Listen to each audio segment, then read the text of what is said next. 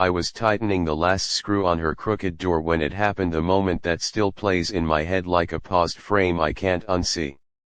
The hinge finally sat right, the door stopped whining like it had been in pain for years, and I exhaled in quiet victory. That's when she leaned against the wall, folded her arms like she was holding something fragile inside her chest, and asked in a voice that pretended to be casual, "Would you ever date a single mom if you've ever had a question hit you so hard it rearranged your past and future in one breath?" You know exactly why I froze. Before this story pulls you in deeper, do me a small favor. If moments like this, raw and honest, matter to you, tap like, subscribe, and stay with me until the end, because what happened next changed more than just a door. I hadn't planned on being in her apartment that afternoon. I was the guy people called when something broke and they didn't want to pay a professional handy enough to help, quiet enough not to pry. She lived down the hall from my sister, and when my sister mentioned a loose door that wouldn't close, I offered to take a look. I remember knocking, hearing the quick shuffle of feet, a child's laugh, and then the door opening to reveal a woman with tired eyes and a brave smile. "I'm sorry about the mess," she said immediately, like single moms are trained to apologize before anyone complains. Behind her, a little boy sat on the floor with toy cars lined up like they were waiting at a red light. Her name was Elena. She thanked me too much, hovered like she didn't want to be in the way, and still somehow made the place feel warm. As I worked, she tried to keep her son busy, but he kept rolling cars toward my feet like he was testing whether I was safe. I'd roll them back, and he'd giggle, the sound bright enough to cut through my concentration. It was easy to see how hard she tried, how every decision, every breath, was filtered through the lens of protecting him. The door had been busted for a while. The landlord promised repairs that never came, and she'd learned to live with it. Drafts in winter, noise from the hallway, the subtle anxiety of not feeling fully secure. Fixing it felt small, almost insulting compared to what she dealt with daily, but she watched every movement like it mattered. When it finally clicked into place, she clapped once, surprised by her own excitement. "You have no idea how long I've wanted that fixed," she said, and laughed, a laugh that carried relief and something close to hope. That's when she asked the question, "Would you ever date a single mom?" I stood there, screwdriver in hand, suddenly aware of the weight of my answer. I could be given a quick joke, brushed it off, said something safe. Instead, I turned to face her. The room felt smaller. Her son looked up at us, sensing the shift. I asked her why she wanted to know. She shrugged, eyes on the floor.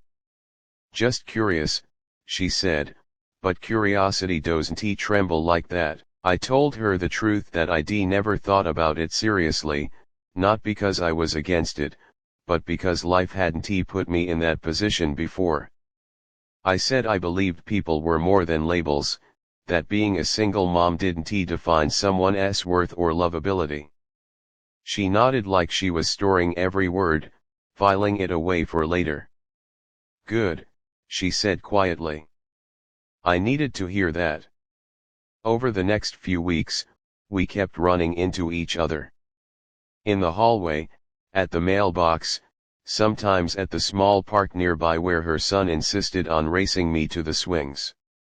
Conversations grew longer, laughter easier. She told me pieces of her story: married young, loved hard, trusted wrong. Her ex left when things got difficult, when diapers and bills and responsibility stopped being romantic. She didn't paint herself as a victim, but the exhaustion in her voice said enough. I started to realize something uncomfortable. I looked forward to seeing her more than I wanted to admit. But with that came fear. Dating a single mom wasn't just about liking her, it meant stepping into a world where a child's heart was involved. It meant showing up even when it was inconvenient. It meant being patient, consistent, and ready to be more than a temporary chapter. I wasn't sure if I was that guy. One evening, she invited me in for tea after we ran into each other outside. Her son was asleep, the apartment quiet in a way that felt earned. We talked about everything and nothing: dreams postponed, mistakes survived, the strange loneliness of being strong all the time. At some point, she looked at me with that same guarded vulnerability from the day I fixed her door. "I don't want to scare you," she said, "but I don't have room for games. My son deserves stability." There it was, the challenge laid bare. I told her I was scared too. Scared of failing, of hurting them, of not measuring up. But I also told her that walking away out of fear felt worse than trying and learning. She didn't rush me. She didn't ask for promises. She just nodded, eyes glossy, grateful for honesty. Dating her wasn't like any relationship I'd known. Plans changed last minute because of fevers or bad dreams. Dates were sometimes takeout on the couch with cartoons humming softly in the background. But there were moments, small, powerful moments that rewired me. Her son falling asleep on my shoulder during a movie. Elena smiling at me like she couldn't believe someone chose to stay. The door I fixed becoming just a door, no longer a symbol of what was broken. Not everyone approved. Friends warned me I was taking on too much.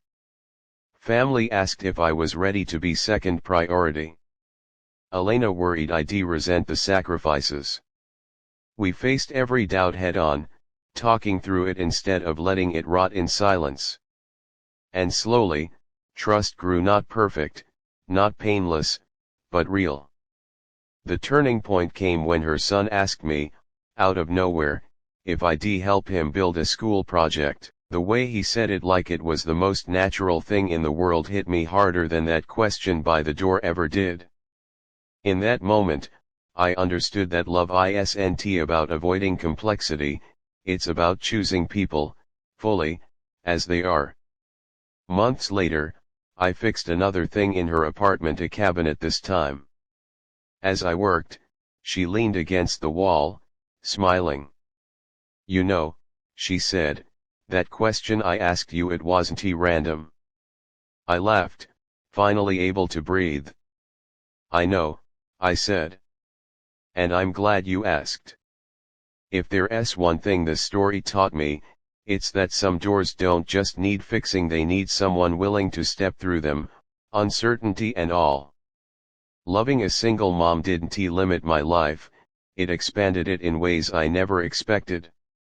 And if this story moved you, reminded you of a moment when honesty changed everything, don't forget to like, subscribe, and share it with someone who might need to hear that sometimes, the bravest answer is simply being willing to try.